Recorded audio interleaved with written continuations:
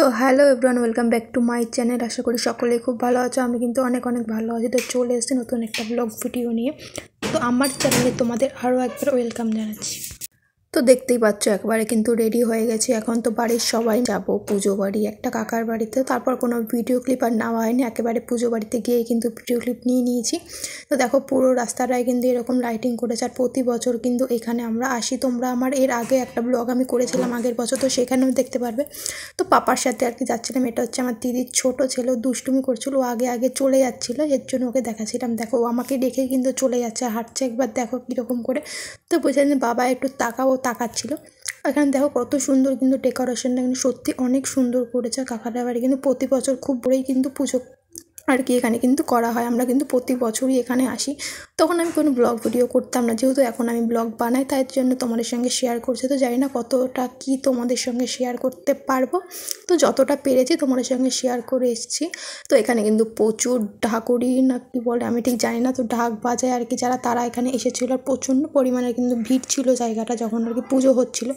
যেহেতু এখান দিয়ে দেখো একবারে খাবারের যে দাদাগুলো থাকে যারা আগে সার্ভ করে, তারাও কিন্তু এখান দিয়ে যাতায়াত করছিলো। একটু পরে দেখবা আরও প্রচণ্ড পরিমাণের ভিড়। আর এখানে কিন্তু যজ্ঞ করাও শুরু হয়ে গেছিলো। এই যে কাকাটা দেখতে পাচ্ছ সামনে যে ফোন নিয়ে, সেই কাকাটার বাড়িতেই কিন্তু পুজো আর কি হয়েছিল। আর সবাই কিন্তু কমেন্টে অবশ্যই জয় মা লিখেছেও, সবার মনস্কামনা কিন্তু পূরণ হবে।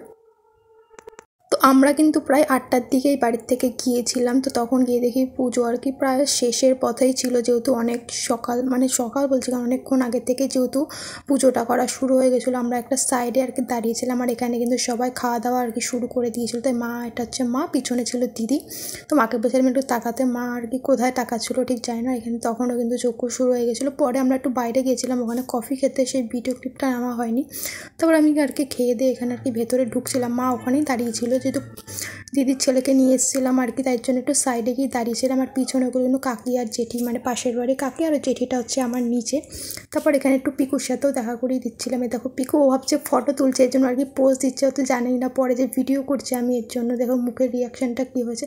আর আমার দিদি আমাদের এখানে গোলাপ ফুল দিচ্ছিলো। তো দিদিকে আগেই বলেছিলাম যে তুই আমাকে একটা গোলাপ ফুল নিবি। আর এখানে কিন্তু প্রতি বছরই কিন্তু এখান থেকে অনেক ফুল নিয়ে আসি, যেহেতু পুরোটাই ফুল দিয়ে ডেকোরেশন করা হয়। আর আমি কিন্তু প্রায় আসে আমার 4-5টার ওপরে গোলাপ ফুলও নিয়ে এসেছি।